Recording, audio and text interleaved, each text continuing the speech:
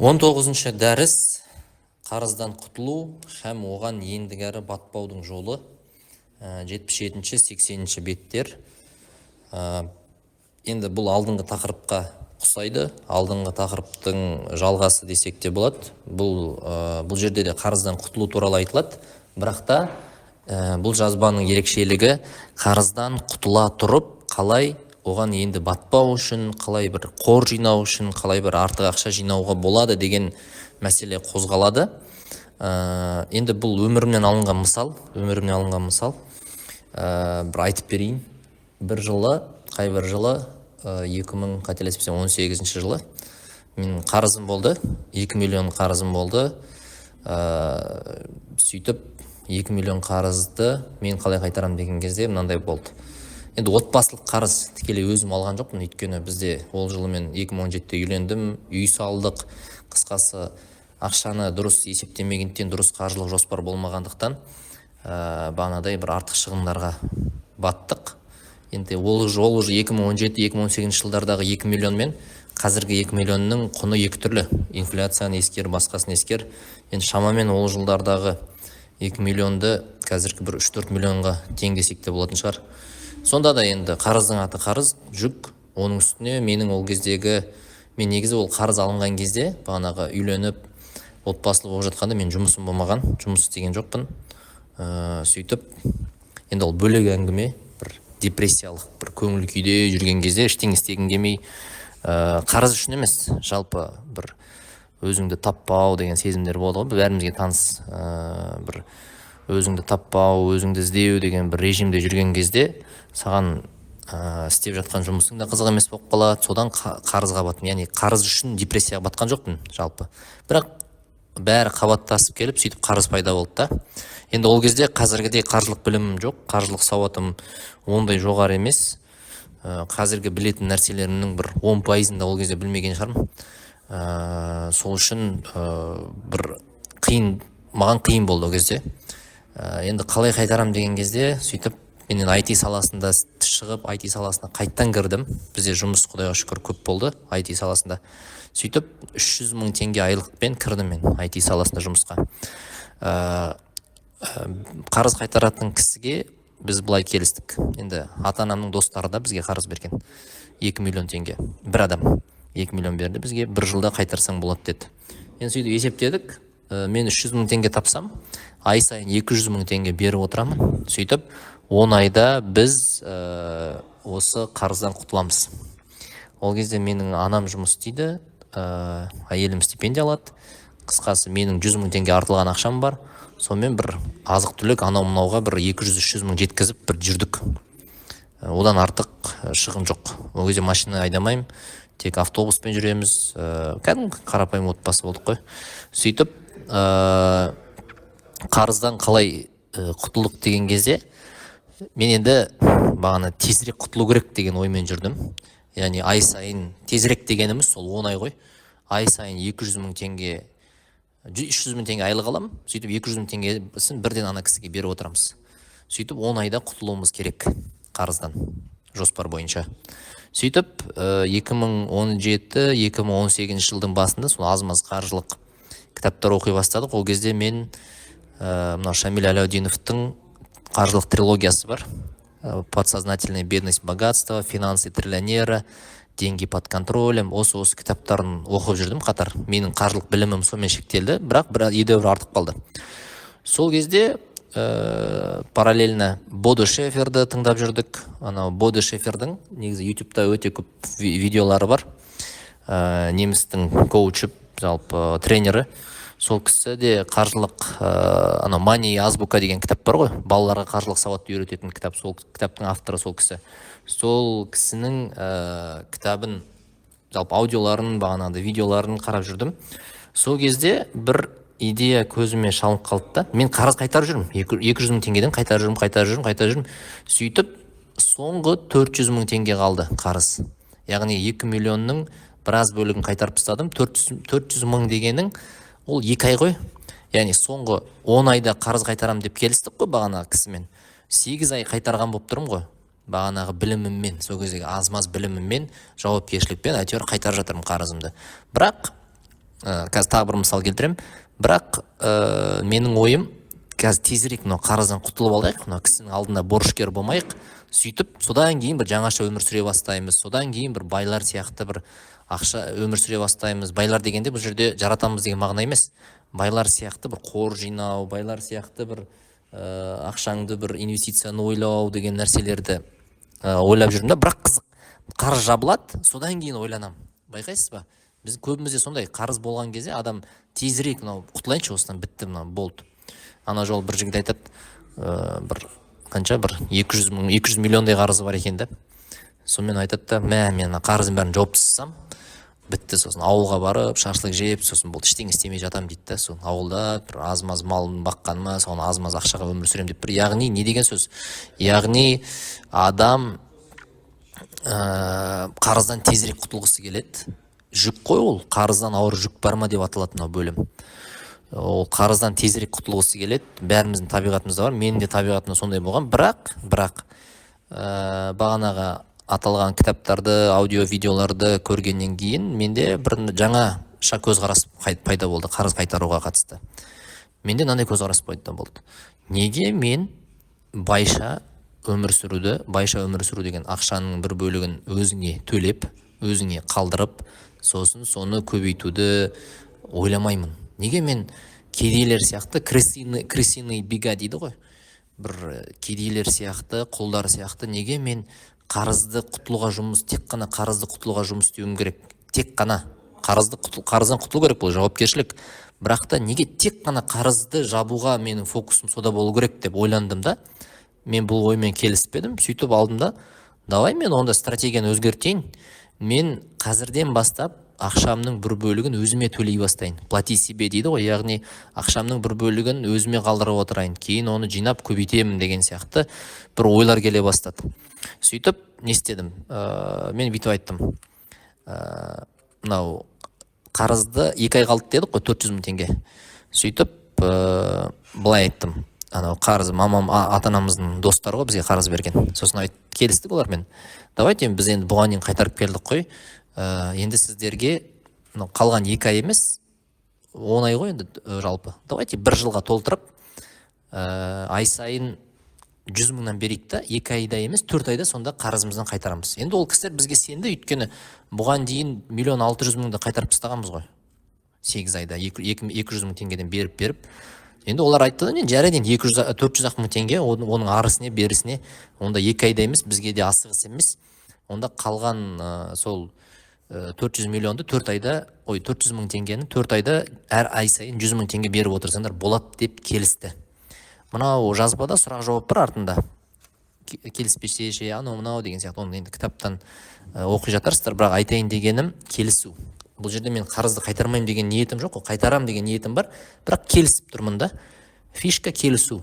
Яғни келіспесе, онда мен оған бағанағы 2 айда қайтаратын едім ақшасын. Бірақ мына жерде келісу мүмкіндігі болып тұр, мен ол мүмкіндікті қолдандым және айттым, давайте сіздерге 100 мыңнан беріп тұрайын. Келісе кетті, давай дедік, сөйтіп мен ай сайын 200 мың теңге беріп жүрдім ғой. Яғни менің күшім жетеді 200 мың теңгені былайша айтқан табу, бір жаққа қойып қою, өзім қойып қоюға күшім жетеді. Сөйтіп мен алдым да, қандай стратегия қолдандым? Мен бай адамша қазірден бастап өмір сүре бастаймын.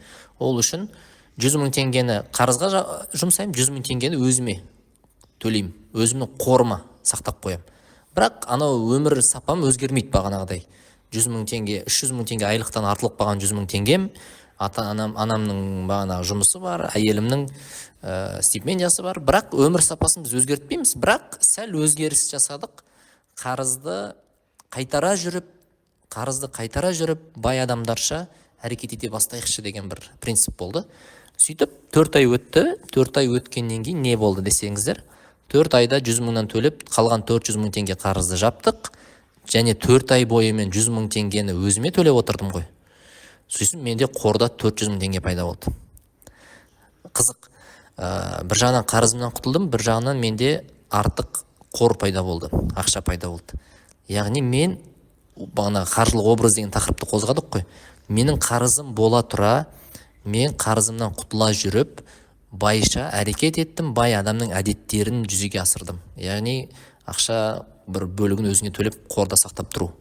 Сөйтіп осындай болды. Және де бір қызығы, мен дәл солай бір 20 мың теңге қарыз болған, бір кішігірім. Жай енді ары қарай ойнатып көрдім да, 20 мың теңге бір досыма қарыз болдым да, айттым, давай мен саған 20 мың сразу бере салмай, 2 айда берейінші дедім да. 2 айда берейін дедім да. Сөйтіп 10 мың теңге, ай сайын 10 мың теңгеден беріп, қалған 10 мың теңгесін өзіме қалдырып отырамын. Сөйтіп менде 2 айдан кейін 20 мыңнан құтылдым қарыз. Енді бұл мини ғой, мини. Сөйтіп менде қосымша 20 мың теңге пайда болды. Принцип тура сол. 400 мың не, 20 мың не, яғни қарызды жабасың, өзіңе төлейсің, қарызды жабасың, өзіңе төлейсің. Негізі осы тұста айта кету керек. Қарызды алған кезде адам қарызды қайтарам деген ниетпен алса, ол қайтарады. Қарызды алатын кезде қайтармаймын, мен бұны лақтырып кетем, анау мынау деген бір шала ниетпен алсаң, сен қарызды қайтарамайсың. Оны өмір көрсетті. Және мына жерде сіздерде бір ой туындауы мүмкін. Негізі қарызды тезірек төлеуге асығу керек қой, анау мынау дейді. Келісемін, иә, бірақ асығу деген нәрсе не? Асығу деген сөз ол уақытында төлеу деген сөз. Уақытында төлеу. Бағанағы біздің жағдайда уақытында деген сөз ол басында 2 ай еді, келісу арқылы біз уақытында деген нәрсені 4 ай қылып тастадық. Яғни мен 4 айда қалған 400 мың төлесем, уақытында қайтарған болам. Проблема жоқ. Ал көп адам, әсіресе кедей адамдар, олар асығатта тезірек қарызын құтылуға, қарыздан. Сөйтіп тез бүкіл ресурстарын құтылады да, ол ана өмір сапасына қоры жоқ, басқасы жоқ, тағы бір болады, машинасы бұзылып қалады, баласына садикке керек болып қалады, шол. Сөйтіп алады да қайтадан қарыз алады. Сонда кедей адамның өмірі қарызды қайтарып, қарызды алып, қарызды қайтарып сонымен өтеді. Ал мен қандай шешім ұсынып тұрмын? Сен кедей образбен өмір сүре берсең, бағанадай қарызды ғана қайтаруды ойлап, онда сен шыға алмайсың мынау кругтан ше.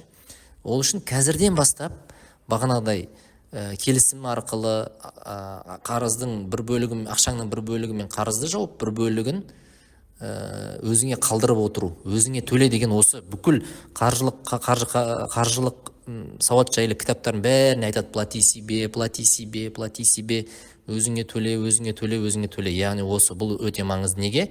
Бұл сенің бай деген образыңды сақтап тұратын әдет қой. Сол үшін алу керекті ақшаны бір бөлігін сақтап өзіңе қалдырып отыру керек.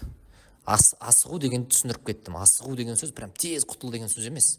Асығу деген сөз уақытында қайтаруға тырысу деген сөз. Түсіндіре алдым ғой, иә? Енді өткен жол бір қызық болды. Менің бір туысқандарым менен бір 700 мың теңге қарыз қалды да. 700 мың теңге қарыз қалды. Сөйтіп, енді туыстарым ғой, жақындарым, мен оларға айттым. Олар маған бірден қайтара салайын деп тұрды 700 мың теңгені. Олар битіп алды да, үйіне анау мынау деп, давай мынау машинамызды сатамыз, сол сатқаннан кейін саған 700 мың теңге берем деді да. Мен оған битіп айттым. Енді мен қаржылық сауатты білем, өзіме қалаған нәрсені басқаға қалайтын адам ретінде мен битіп айттым. Так, бауырым, сен битші дедім.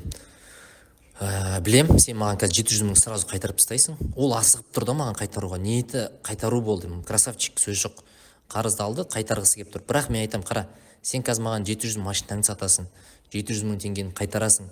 Сосын саған қайтадан машина керек болады, сосын саған қайтадан ақша керек болады, сосын сен қайтадан менен болмаса біреуден қайтадан қарыз аласың дедім да. Давай битик, мен сенің жақынымын ғой, битіп істейік. Сен маған 700 мың теңгені 70 мыңнан төледі, 10 айда қайтаршы деймін да. Машинаң сатпай қой. Кәдімгідей рассрочка сияқты болсыншы деймін да.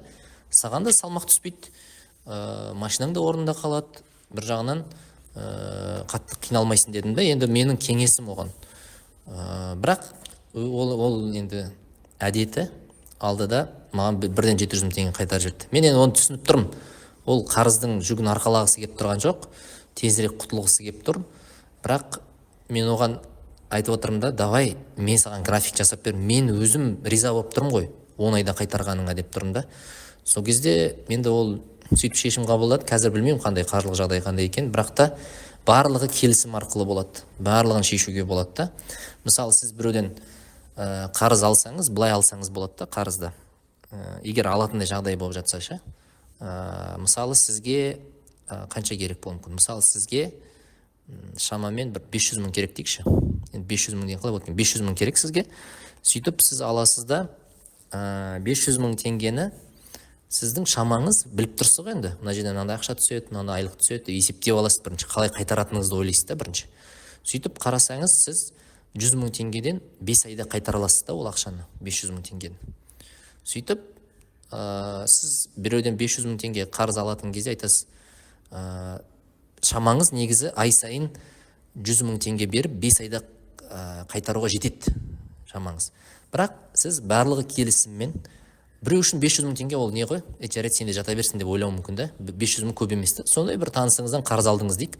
Бірақ онымен келісімді былай жасайсыз да. Давай, мен саған 50 мың теңгеден ай сайын жіберіп тұрам да, 10 айда қайтарсам бола ма 500 мыңды деп аласыз да.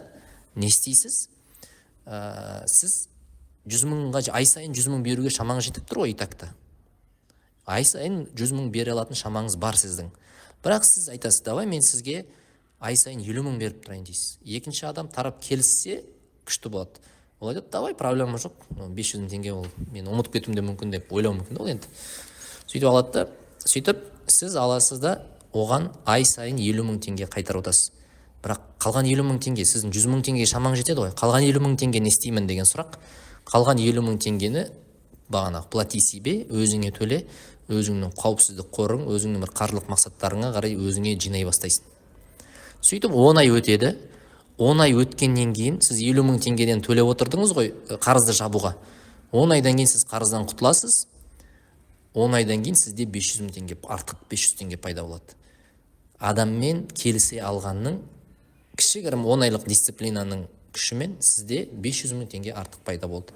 Және маңыздысы, сіз осы 10 ай бойы өзіңіздің бай деген образыңызды бекіттіңіз.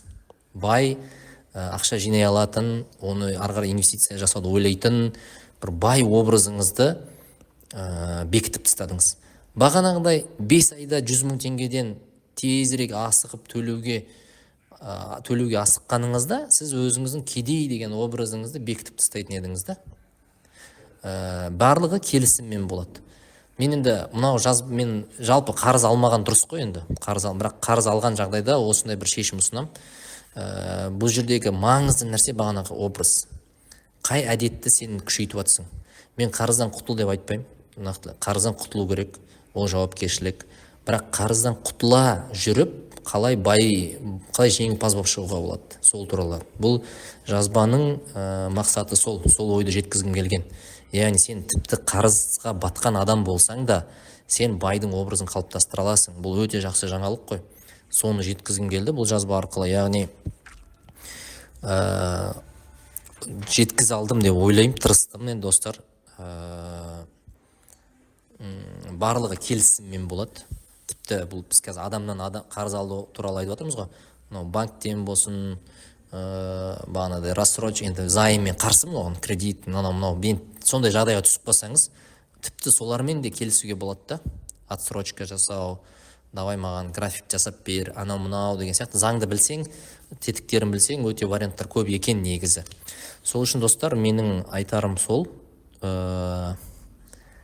Осы сіздің қарызға батқан, өзіңіз қарызға батып жүрсеңіз, қарызға батқан танысыңыз болса, мына ойлар бір сараптап, ойланып көріңіздер. Кітап қолдарыңызға тисе, кітаптағы осы жазбаны қарыздан құтылу һәм ендігі әрі оған батпаудың жолы 77-ші 80-ші беттерді бір парақтап, бір қорытып, өмірлеріңізге енгізсеңіздер, міндетті түрде өмірлеріңіз жақсара түседі деп ойлаймын.